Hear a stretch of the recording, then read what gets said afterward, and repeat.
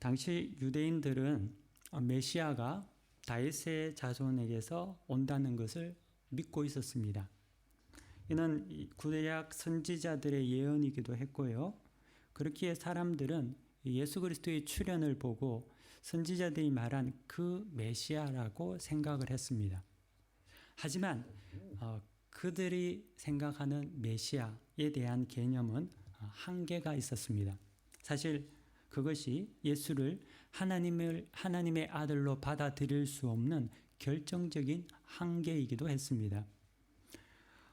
왜냐하면 메시아는 다윗에게서 태어날 자손인데 어찌 다윗의 허리에서 태어난 메시아가 그 조상 다윗보다 클 수가 있겠느냐라는 그러한 생각의 한계였습니다. 이렇듯 예수를 메시아로 인정하면서도 영원한 구원자로 받아들이기보다는 지극히 인간적인 메시아로 이해하는 그러한 어떤 사상들이 그 당시 사람들에게 있었다는 거죠. 예수께서는 이에 대해서 그들의 잘못된 이해를 고치시고 계십니다. 그러면서 구약 시편 110편의 말씀을 인용하십니다. 오늘 여러분 성경 본문 36절을 여러분 보시기 바랍니다. 마가복음 12장 36절 우리 함께 다 같이 읽읍시다. 시작.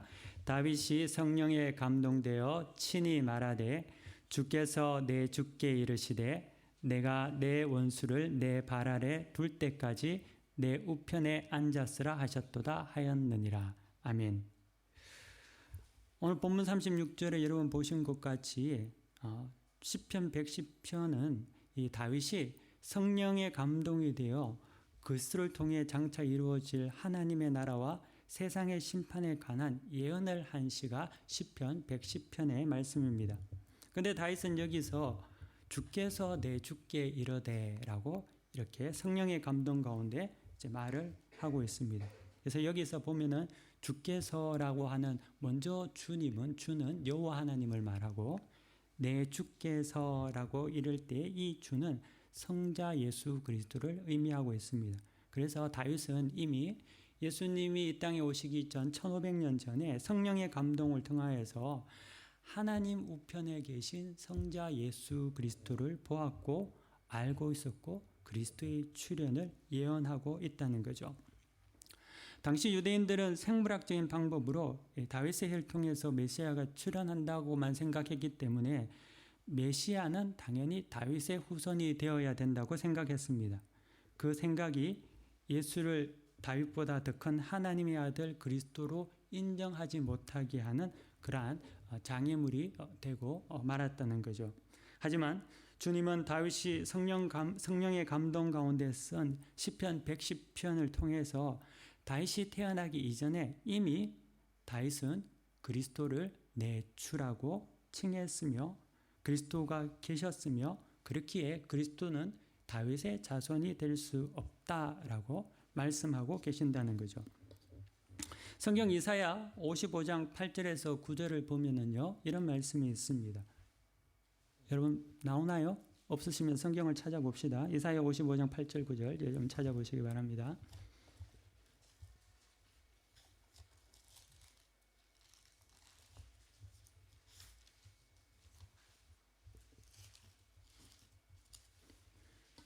이사야 55장 8절 9절 말씀입니다. 우리 함께 한 목소리로 다 같이 읽겠습니다. 시작. 이는 내 생각이 너희의 생각과 다르며 내 길은 너희의 길과 다름이니라. 여호와의 말씀이니라. 이는 하늘이 땅보다 높음같이 내 길은 너희의 길보다 높으며 내 생각은 너희의 생각보다 높음이니라. 아멘. 예, 그렇습니다. 우리의 생각과 하나님의 생각은 다르죠. 그러므로 우리의 생각대로 살면은 반드시 멸망당하게 되어 있습니다. 하지만 우리의 생각을 내려놓고 하나님의 생각대로 살게 되면 형통하게 됩니다. 어린 시절 우리가 했던 모든 일들은 돌이켜보면은 부족한 것 투성입니다. 20대 때 생각하고 30대를 비교하면은 30대는 20대에 한 일들이 참 부끄럽게 생각할 때가 있습니다. 그러면 30대는 완벽하냐? 그것도 아니죠. 40대가 되면 30대에 했던 행동들이 어리석게 느껴질 때가 있다는 겁니다. 그러면 40대는 완벽하냐? 그렇지도 않습니다. 50대가 되면 또 40대가 그렇게 보이고요. 나이가 지나면 지날수록, 시간이 지날수록 과거의 어리석었던 일들에 대해서 후회를 할 수밖에 없는 것이 인간의 모습이라는 거죠.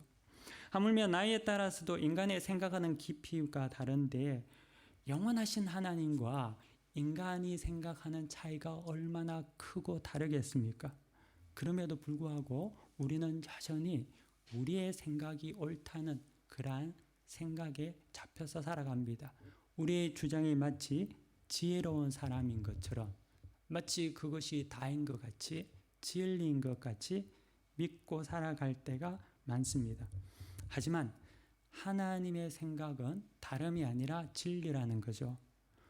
하나님의 생각을 붙잡는 것, 하나님을 붙잡는 것이 형통의 길이라는 것입니다. 우리의 생각을 접고 하나님의 생각, 하나님의 말씀을 붙잡고 살아가는 것, 이것이 복받는 지름길인 줄 여러분들이 믿으시기를 바랍니다. 하나님은요, 우리가 그냥 로봇이나 기계같이 아무런 생각 없이 이성과 지성을 다 버리고 그냥 무작정 믿습니다라고 하라고 하지 않습니다. 하나님은요, 잠언 16장 9절에 보니까요, 사람이 마음으로 계획을 세우나 그 걸음을 인도하시는 여호와 하나님이시니라 라고 말씀하셨습니다. 이 말은 어떠한 상황 가운데서도 하나님이 인도하심을 믿으라는 것입니다. 비록 그러한 상황이 내가 보기에는 이해가 되지 않고 불합리하게 느껴질더라도 그 걸음을 인도하시는 하나님을 믿으라는 것이죠. 내 계획이 무너지고 내 생각과 다른 일들이 일어나더라도 우리가 낙심하지 않는 이유는 그 걸음을 인도하시는 분이 여호와 하나님이시기 때문에 그렇습니다. 그래서 성경은 하나님께서는 우리에게 내 생각은 너희 생각과 다르며 내 길은 너희 길보다 높다라고 말씀하고 계신다는 거죠. 여러분, 우리가 하나님의 생각을 어찌 다 이해할 수 있겠습니까? 이해할 수 없습니다. 인간이 어떻게 하나님의 뜻을 알 수 있겠습니까? 만약 우리가 하나님의 뜻을 이해하고 따르려고 한다면 그것은 불가능하게 될 것입니다. 하지만 우리의 약함을 인정하고 전능하신 하나님을 믿을 때 우리는 그분을 따라갈 수 있습니다. 그 길을 인도받을 수 있습니다. 하나님을 붙잡을 수 있다는 거죠. 그 믿음 가운데 그 길을 따라갈 때 우리는 참된 위로와 용기와 확신을 가질 수 있다는 거죠. 아무리 여러분이 멘탈 갑이 되어도 인생에 큰 풍파가 오면은요, 그 의지와 능력과 모든 것은 무익하고 쓸모없는 것이 되고 맙니다. 하지만 하나님을 붙잡는 자는 모든 환경 가운데서 승리하며 하나님을 붙잡음으로 말미암아 살아갈 수 있다는 거죠. 주저앉지 않습니다. 소망 가운데 일어서서 다시 전진하신다는 거죠. 하나님께서는 우리에게 그 믿음을 보기를 원합니다. 내 생각이 아니라 하나님의 생각을 붙잡고 따라가는 그 마음 중심을 보시기 원하신다는 거죠. 마치 아브라함이 이삭을 바치는 그 순간에 하나님께서 그를 주목하고 계셨던 것 같이 주님이 보시는 것도 그것이라는 거죠. 하나님을 믿음으로, 하나님을 의지함으로 순종하는 것, 따라가는 것, 그것을 주님은 보시기 원하신다는 겁니다. 예수님께서는요, 오늘 성경 본문에 보니까 서기관들에 대해서 책망을 하고 계십니다. 비록 우리가 지난주 말씀을 통해서 한 서기관의 지혜로운 대답을 받지만 한 서기관의 지혜로운 대답을 통해서 그가 하나님 나라에 가까운 것은 사실이었지만 그렇다고 해서 모든 서기관들이 그런 것은 아니었다는 겁니다. 그를 제외하고 나머지 많은 서기관들은 여전히 주님을 대적하고 거부하고 있었습니다. 한 사람이 잘한다고 해서 세상이 변화되지는 않죠. 아빠가 밖에서 정말 고생하고 수고한다고 해서 가정이 다 행복하지는 않습니다. 엄마도 자녀도 하나가 되어서 잘해야지만이, 함께 수고해야지만이 복된 가정이 되는 것 아닙니까? 아내 혼자 열심히 신앙생활 한다고 해서 가정이 믿음의 가정으로 세워지지 않습니다. 남편도 자녀도 반응해야 한다는 거죠. 함께 순종해야 한다는 겁니다. 한 사람과 또 다른 한 사람 이렇게 모여진 무리를 통해서 세상이 변화되는 거죠. 교회 안에서도요. 누구 한 사람이 특출하게 잘한다고 해서 그 교회가 부흥하는 것은 아닙니다. 한 사람이 아니라 그 한 사람이 작은 불씨가 되어서 서로에게 옮겨 붓고 그 무리를 통하여서 부흥의 불길이 활활 타오르게 되는 거죠. 그러므로 우리는 거룩한 것을 지키고 유지하고 보호하기 위해서 한 사람뿐만 아니라 모든 사람이 함께 수고해야 합니다. 그때 가정도 교회도 사회도 복되게 된다는 거죠. 이곳에 있는 사랑하는 모든 성도들은 나뿐만 아니라 우리 모두가 하나님께 순종함으로 말미암아 활활 타오르는 그러한 귀한 부흥의 장작들이 되시기를 축원합니다. 오늘 성경 본문 38절, 39절 여러분 보시기를 바랍니다. 38절, 9절 한 절씩 읽겠습니다. 제가 먼저 읽겠습니다. 예수께서 가르칠 때에 이르시되 긴 옷을 입고 다니는 것과 시장에서 문안받는 것과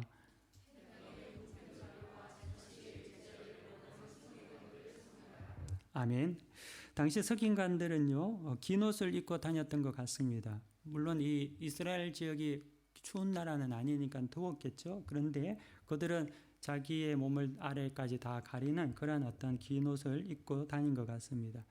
그 옷은 일반 사람들과 구별시킴으로써 그들이 경건하고 거룩하게 보이는 그러한 복장이었을 것 같습니다. 사실 물론 그들은 이 신학자들이었고요. 율법에 정통한 사람들이었습니다. 그래서 율법에 대해서 자문을 해주는 그런 어떤 법률가들이기도 했습니다. 유대 사회는 종교법이 굉장히 강한 나라였지 않습니까? 그러다 보니까 그 사회에서는 그 종교법, 율법에 대해서 잘 알고 도와주는 사람은 굉장히 존경의 대상이 되었습니다. 지금 같으면은 판사, 변호사, 의사 이런 사람들이 그냥 존경을 받는 것 같이 그 당시 서기관들도 그런 분위기였을 거라고 생각이 됩니다. 우리 교회는 매주 첫째 주에 성찬 예식을 이제 거행하는데요. 지금은 제가 목회 가운을 입고 이제 예식을 거행합니다. 그 전에는 목회 가운을 입지 않고요. 대신 가톨릭 신부들이 하는 로만 칼라를 하고 이제 성찬식을 집례를 했습니다. 성찬 예식이 있는 주일에 이제 교회를 이제 오게 되면은요, 종종 이런 일들이 있었습니다. 이제 로만 칼라를 하고, 물론 이 로만 칼라는 가톨릭의 것만은 아니죠. 개신교에서 시작한 거지만 보편적으로 이제 개신교는 사용하지 않으니까요. 근데 이제 로만 칼라를 제가 하고 이제 교회를 오게 되면은 전차를 타면 전혀 저를 알지 못하는 초면의 할머니, 할아버지 또는 종교심이 많은 가톨릭 신자분들은 저에게 와서 빙그레 웃고 인사를 하기도 하고 또 말을 건네기도 합니다. 아마 그것은 제가 사제라는 그런 어떤 옷을 입고 있었기 때문에 그럴 겁니다. 또 시내에 이제 진입해서 들어오면은요, 꼭 저에게 다가오는 사람들이 종종 있었는데요. 그들은 누구냐면 집시 아이들이었습니다. 왜냐하면 제가 사제복을 입고 있으니까 저한테 오면은 아무래도 일반 사람보다 돈을 한 푼, 두 푼 좀 더 줄 거다, 긍휼이 있을 거다 생각해서 저한테 이제 왔습니다. 근데 이제 저는 이제 그 옷을 입고 가는 게 사실 좀 불편했거든요. 왜냐하면은 알아주고 또 타고 와서 이렇게 하는 게 저에게는 좀 이렇게 불편하더라고요. 그래서 구별되거나 이런 것들이 좀 이렇게 불편했습니다. 근데 저는 그렇다 치고요. 오늘 성경에 보면 이제 당시 서기관들은 이런 복장을 하고 시장이나 길을 다니는 것을 즐거워했던 것 같습니다. 그런 어떤 구별된 긴 옷을 입고 다니면 가는 곳마다 신실한 유대인들이 와서 인사를 하기도 하고 또 존경을 표하기도 하고 또 방문지에 가면은 상석에 앉고 윗자리에 앉게 해줬나 봅니다. 주님은 그런 서기관들을 삼가라고 하십니다. 하나님께서 주신 권위를 자기의 만족과 특혜로 생각하는 자들에 대해서 삼가하라고 하신다는 거죠. 그들은 하나님께서 주신 말씀의 권위를 자기의 명예와 권리로 이용하는 자들이기 때문에 주님은 그렇게 말씀하셨습니다. 서기관은요, 말씀으로서 권위를 가지죠. 하지만 그들은 섬김의 도로 사는 자들입니다. 혹시 우리 중에 여러분들 중에 꿈과 야망이 있는 분이 계십니까? 여기 꿈과 야망이라고 이야기하려면 젊은 분들이 좀 있어야지 그렇겠지만, 그래도 여러분들은 다 이제 결혼하시고 중년의 분들이 많으니까 모세도 80세에 소명을 받았으니까 다를 바는 없겠지만,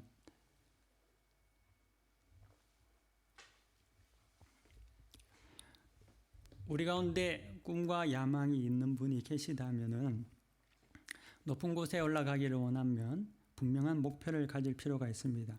우리가 왜 높은 곳으로 가야 합니까? 이유는 낮은 곳으로 내려가기 위해서 가야 한다는 거죠. 올라가는 것이 목적이 아니라 낮은 곳으로 가기 위해서, 낮은 곳을 섬기기 위해서 우리는 올라가기를 원합니다. 그러면은 하나님께서 그를 도우십니다. 그런 자의 높음은 목적이 되지 않기 때문에 떨어지는 것도 두려워하지 않는다는 거죠. 그리고 높은 자리를 연연하지도 않습니다. 또한 시험에 빠지지도 미혹을 받지도 않습니다. 반면에 높아지는 것이 목적이 되면은, 올라가려고만 한다면은 그는 명예와 권세의 노예가 되고 말 것입니다. 사람의 칭찬과 비판에 왕같이 자유로우시기를 바랍니다. 대신 그리스도의 종으로 살고 하나님께 인정받기를 노력하십시오. 진정 우리의 주권자가 누구인지 우리는 알아야 합니다. 우리의 주권자는 예수 그리스도이십니다. 서기관들은 사람에게 존경을 받았는지는 몰라도 진정한 주권자이신 예수 그리스도에게는 책망을 받았습니다. 우리도 주님께 책망받는 자가 되어서는 안 된다는 거죠. 성경 40절 여러분 보시기를 바랍니다.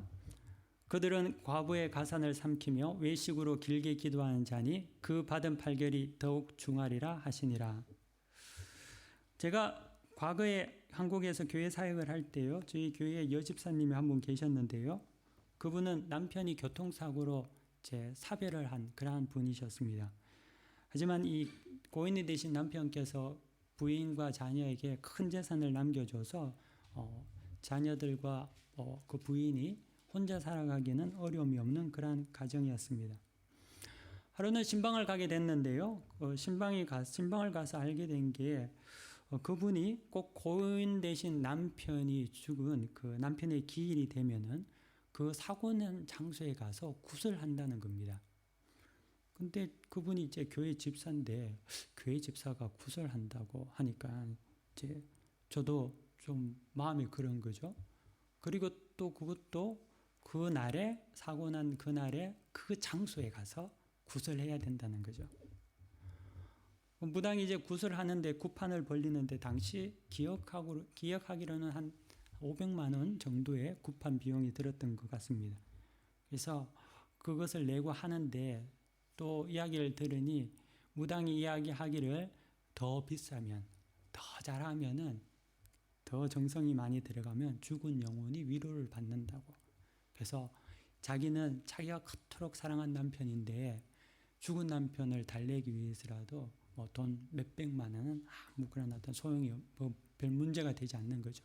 그래서 그런 이야기를 하는 걸 들었습니다. 물론 그 집사님 또한 갈등하고 있었지만 무당의 말에 속아서 하지 않으면 안 된다는 그런 어떤 부담이 많았고요. 또 그런 불안감이 많았습니다. 무당들은 사람의 약한 마음을 빌어서 그들의 재물을 빼앗아 가죠. 사단은 무엇입니까? 사단은 거짓의 영이죠. 사단은 하나님의 영이 없는 자에게 미혹과 거짓을 속삭입니다. 예를 들면 이 굿 안 하면 자녀 죽어, 이 부적 지니고 있지 않으면 사업이 망해, 큰 우환이 생길 거야, 풍비박산이 난다는 등 이런 거짓말을 이야기합니다. 그런데 그런 이야기를 들으면요, 용하다는 무당이 눈빛을 날카롭게 하고 뭔가 신령한 그런 모습으로 이야기를 하면은 많은 사람들이 정말 믿습니다. 교회 다닌다고 해서 안 믿는 것 아닙니다. 예수를 믿어도 무당도 잘 믿습니다. 점도 잘 보고 그 또한 굿도 잘 한다는 거죠. 그게 인간이라는 거죠. 그 이야기를 들으면은 밤에 잠을 설치게 되어 있습니다. 그리고 집착하게 된다는 거죠. 그래서 귀신의 말을 복종하게 되는 거죠. 사기죠. 영적 사기 행각이죠.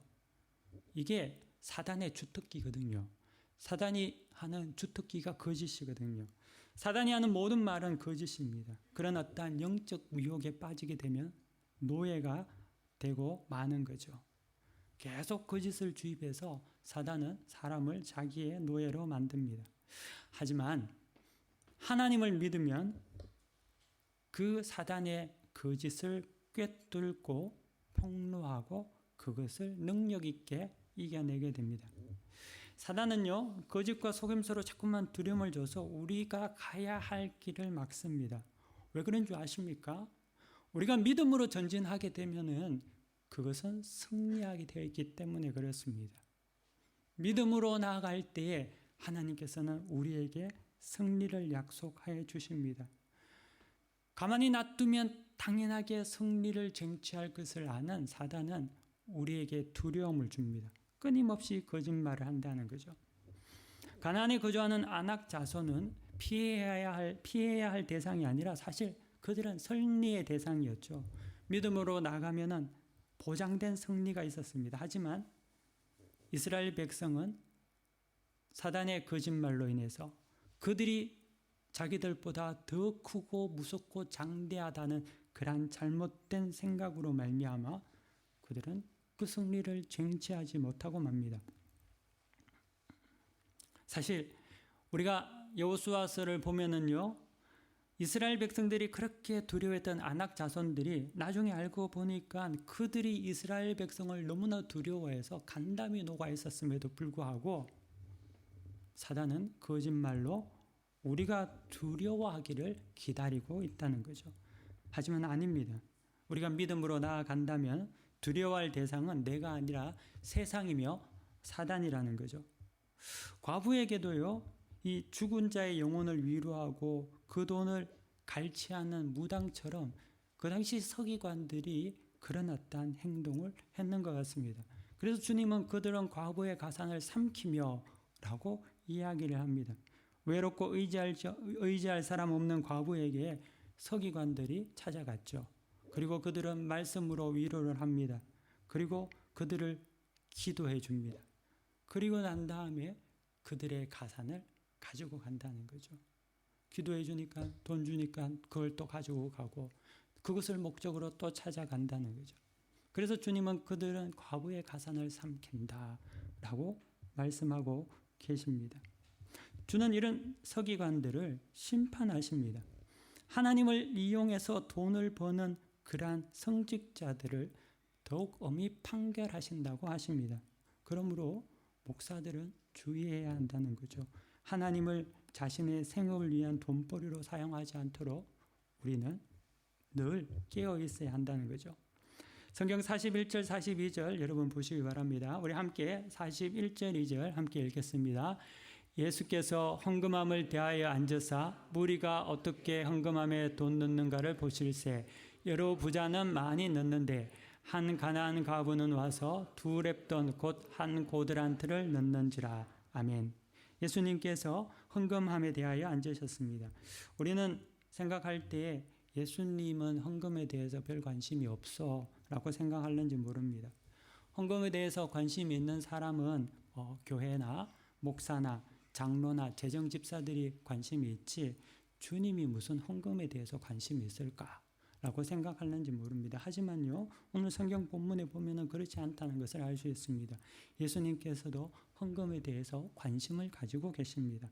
주님은 의도적으로 헌금함을 마주 대하여 앉으셨습니다. 그럼 왜 주님이 그 헌금함을 마주 대하여 앉으셨을까요? 그 이유는 오늘 본문을 통해서 보니까 곧장 나옵니다. 본문에 보면은 예수께서 헌금함을 대하여 앉으사 무리가 어떻게 헌금함에 돈 넣는가를 보실세라고 적혀 있습니다. 여기서 중요한 것은 주님이 어떻게 그들이 헌금을 하는가에 대해서 관심이 있다는 겁니다. 많고 적음을 떠나서 주님은 그가 어떻게 하나님께 예물을 드리는가에 대해서 관심 있게 보신다는 거죠.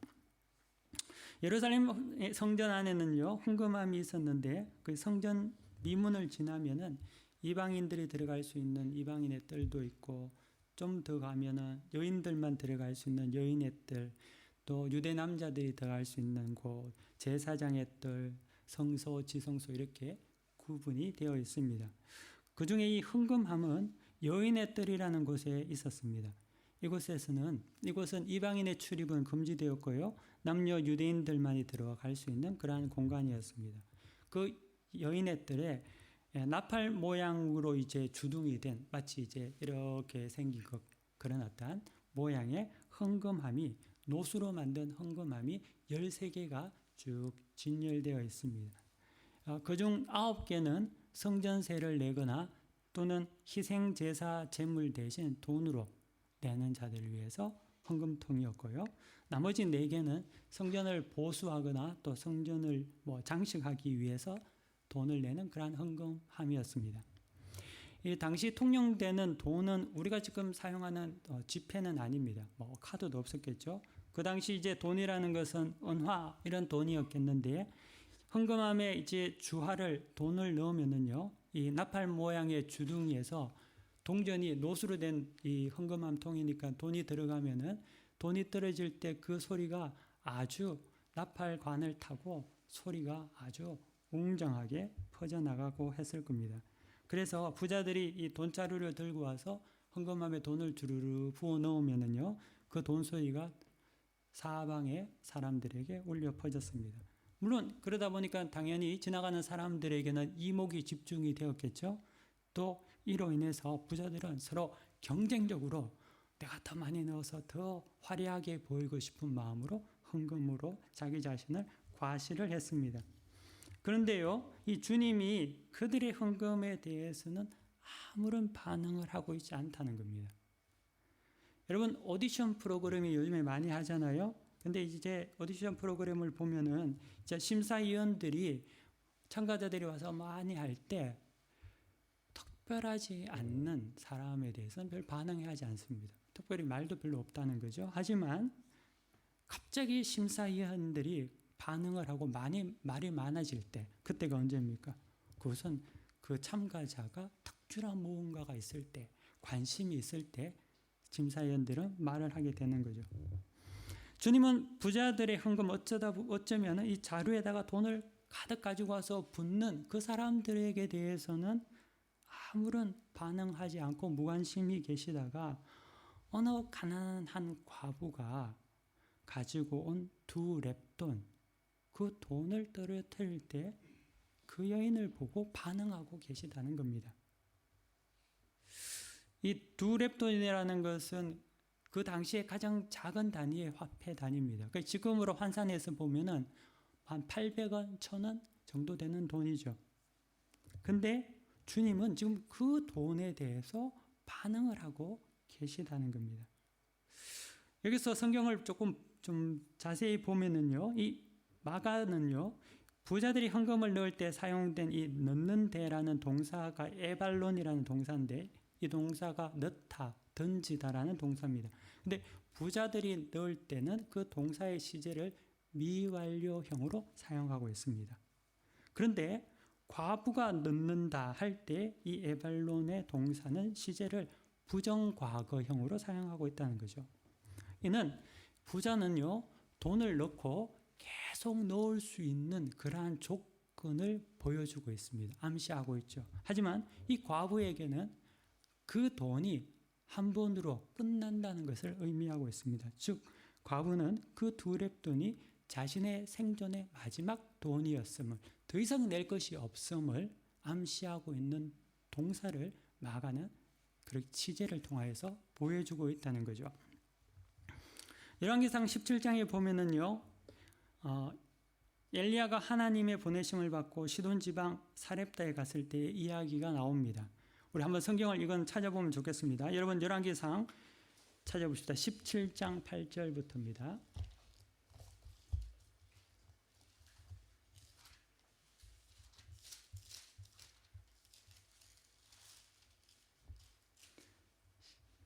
17장 8절부터 16절까지 우리 한 절씩 저랑 교독해서 읽겠습니다. 8절 제가 읽겠습니다.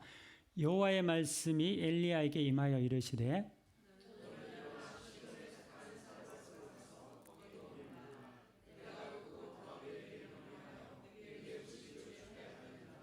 그가 일어나 사르밧으로 가서 성문에 이를 때에 한 과부가 그곳에서 나뭇가지를 줍는지라. 이에 불러 이르되 청하건대 그릇에 물을 조금 가져다가 내가 마시게 하라.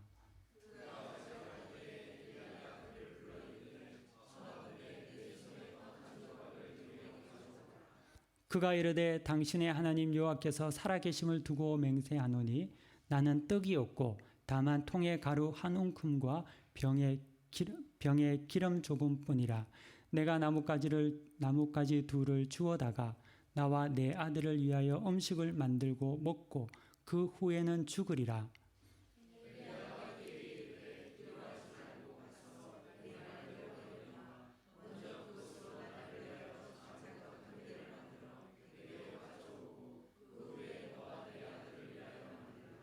이스라엘의 하나님 여호와의 말씀이 나 여호와가 비를 지면에 내리는 날까지 그 통의 가루가 떨어지지 아니하고 그 병의 기름이 없어지지 아니하리라 하셨느니라.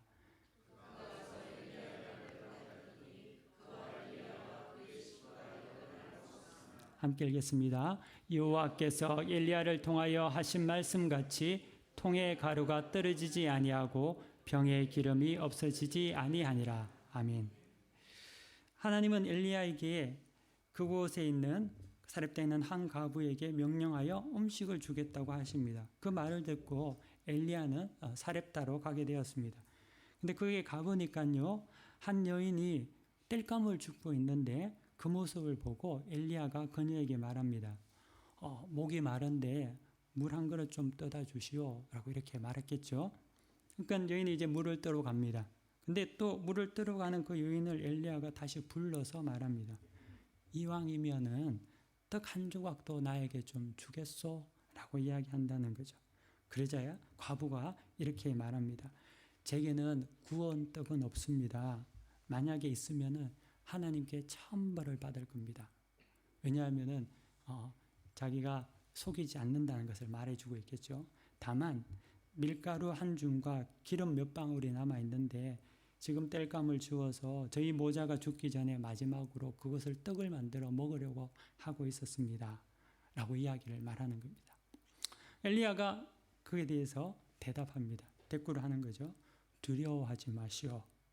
집에 들어가서 그것을 음식으로 만들어서 나에게 먼저 한 조각을 갖다 주시오.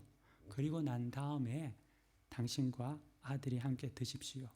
그러면 이 땅에 하나님께서 비를 다시 내릴 때까지 뒤주에 밀가루가 마르지 않고 병의 기름이 마르지 않을 겁니다. 라고 말합니다. 어떻게 보면은 좀 그렇죠.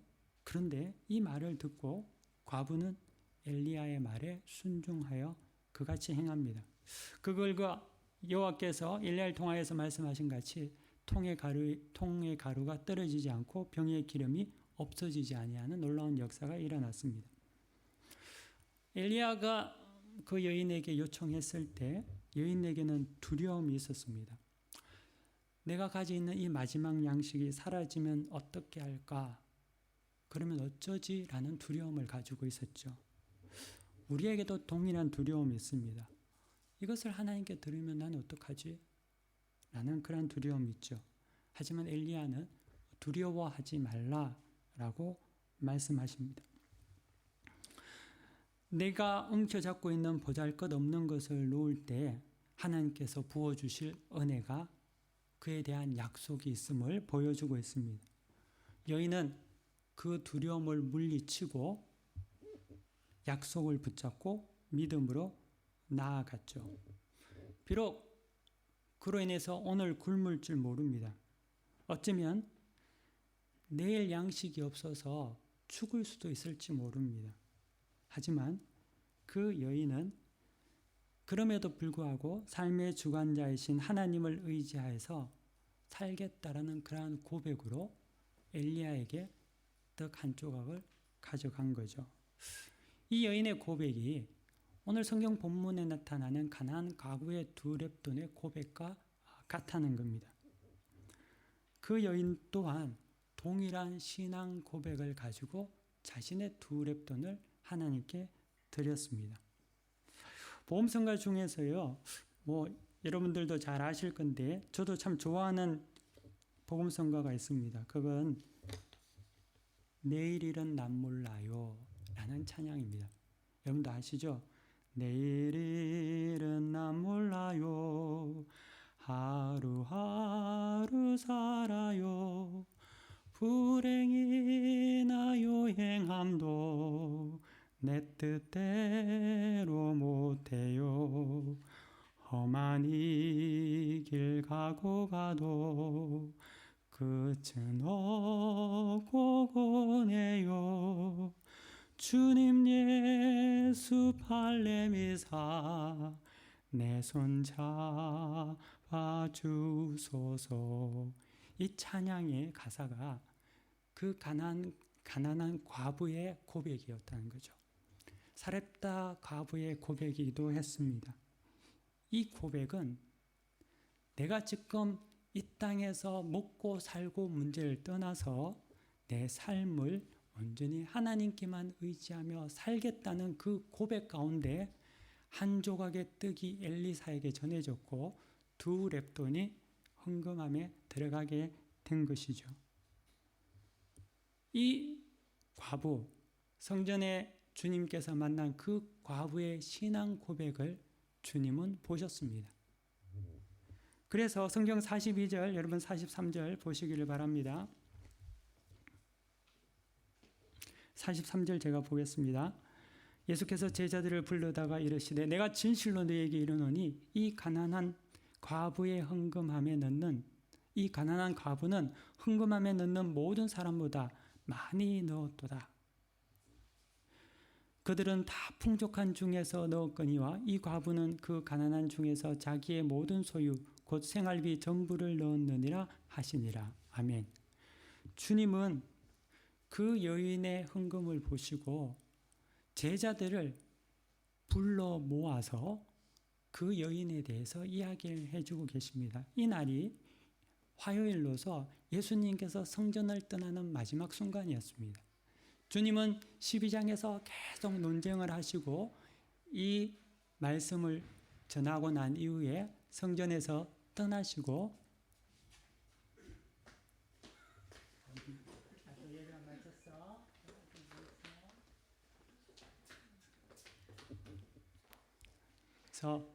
이 말씀을 가르치신 후에 성전을 떠나십니다. 그리고 난 다음에 십자가에서 죽으신다는 거죠. 마가는 이 헌금에 대해서 신앙 고백, 그 여인의 신앙 고백에 대해서 가르치면서 마지막 예수님이 떠나기 바로 직전에 말씀에 배치해서 가르쳐주고 있다는 거죠. 그 배치는 굉장히 의미가 있다고 생각이 듭니다. 우리도 하나님을 그렇게 의지하며 살 수 있느냐? 내일 일을 하나님께 맡기고 살 수 있느냐? 이것이 그 과부가 고백했던 신앙의 모습이었다는 거죠. 주님의 계산 방법은요, 우리와 다르죠. 사람들은 양을 보죠. 하지만 주님은 양을 보기보다는 우리의 마음의 고백을 보십니다. 과부에게 두 렙돈은 돈이 아니라 하나님만 의지하며 살겠다는 신앙 고백의 표현이었습니다. 반면에 부자는 많이 냈지만 하나님을 의지함으로 살겠다는 신앙 고백은 없었습니다. 그들은 의무였고 습관이었고 자랑이었는지 모릅니다.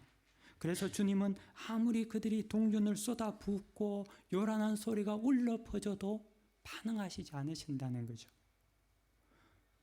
헌금은 신앙의 고백입니다. 그래서 그것은 향기로운 제사가 되는 거죠. 이스라엘 제사는 태워서 드리는 번제였습니다. 여러분 타면요 남는 게 없죠. 그냥 다 사라집니다. 아무리 귀한 것도 번제로 드리고 나면 한 줌에 재받게 되지 않는다는 거죠. 하나님께서 고기 타는 냄새를 좋아하는 육식의 신이어서 자꾸만 고기를 태우라는 것이 아닙니다. 하나님은 다 타면 아무것도 남지 않는 죄와 같은 인생의 가시적인 것을 움켜잡고 사는 우리들에게 그 죄와 같은 것을 붙잡는 것이 아니라 영원한 진리이신 하나님을 붙잡으라고 한다는 거죠. 네가 잡고 있는 것들을 하나님께 태워버리라. 그것을 예물로 받고 내가 복을 주겠다라고 하는 것이 하나님이 우리에게 주시는 말씀이라는 거죠. 하나님께서 번제를 요구하시는 것은 신앙 고백을 받겠다는 겁니다. 큰 재물도 작은 재물도 다 타면 아무것도 아닌 것 같이 우리 또한 그 사라질 것을 의지하는 것이 아니라 날마다 우리를 보호하시는 하나님을 의지함으로 그 고백을 통해서 우리가 하나님의 인도하심과 보호하심을 누리기를 원합니다. 그러므로 헌금이라는 것은 신앙의 고백이라는 거죠. 절대 신앙으로 하나님을 의지하며 세상에서 살아가겠다는 고백이 담길 때 그것이 참된 예물이 되게 됩니다. 주님은 마태복음 6장 30절에서 32절에 이렇게 말씀하셨습니다. 오늘 있다가 내일 아궁이에 던져지는 들풀도 하나님이 이렇게 입히시거든 하물며 너일까 보냐 믿음이 적은 자들아. 그러므로 염려하여 이르기를 무엇을 먹을까 무엇을 마실까 무엇을 입을까 하지 말라. 이는 다 이방인이 구하는 것이라. 너희 하늘 아버지께서는 이 모든 것이 너희에게 있어야 할 줄을 아시느니라. 아멘. 과부는 이 가난한 과부는 주님의 산상보훈을 들었는지 모르겠습니다. 하지만 못 들었을 수도 있죠. 주님을 만난 적이 없는지도 모릅니다. 하지만 그녀의 삶의 신앙의 고백은 주님께서 말씀하신 산상보훈의 가르침과 동일했다는 겁니다. 주의 말씀이 이미 그녀의 삶 속에서 나타나고 있었다는 거죠. 그래서 주님은 이를 보시고 제자들을 다 불러 모아서라도 마지막 성전을 떠나시기 전에 그의 제자들에게 알려주고 싶어 하셨습니다. 가르쳐주고 싶어 하셨다는 거죠. 반면에 부자들이 그토록 부어넣었던 고백 없는 그 헌금으로 지은 성전은요, 오늘 본문 13장 2절에 보시면 바와 같이 됩니다. 예수께서 이르시되 내가 이 큰 건물을 보느냐 돌 하나도 돌 위에 남지 않고 다 무너뜨려지리라 하시니라. 아멘. 예, 다 사라지는 거죠. 예수님 이후 40년 후 AD 70년에 예루살렘 성전은 돌 위에 돌 하나도 남지 않고 다 사라지고 만다는 거죠. 그럼에도 불구하고 우리는 마치 그것이 다인 양같이 살아가고 있지 않는지 우리 자신을 돌아보기를 원합니다. 사랑하는 성도 여러분, 믿음의 고백으로 사시기를 바랍니다. 그리고 물질로 인해서 병들지 마십시오. 물질로 인해서 관계가 파괴되지도 마십시오. 그것 때문에 낙심해서 살아가지도 마십시오. 하나님은 아십니다. 우리에게 있어야 할 모든 것을 하나님은 아시고 계신다는 거죠. 하나님은 우리가 온전한 신앙 고백으로 나아갈 때 다 입혀주시기를 기다리고 계십니다. 다 함께 기도하겠습니다. 존귀하신 하나님 감사합니다. 오늘 성전에서 마지막으로 가르치신 주님의 말씀을 통해서 우리 자신을 돌아보게 하여 주옵시고 또 그 말씀을 따라 우리 또한 온전한 신앙 고백으로 이 땅을 살게 하여 주옵소서. 하나님께서 우리 가운데 은혜를 다하여 주옵시고 또 말씀을 통하여서 늘 승리하게 하여 주옵소서. 예수 그리스도 이름으로 기도 올려드립니다. 아멘.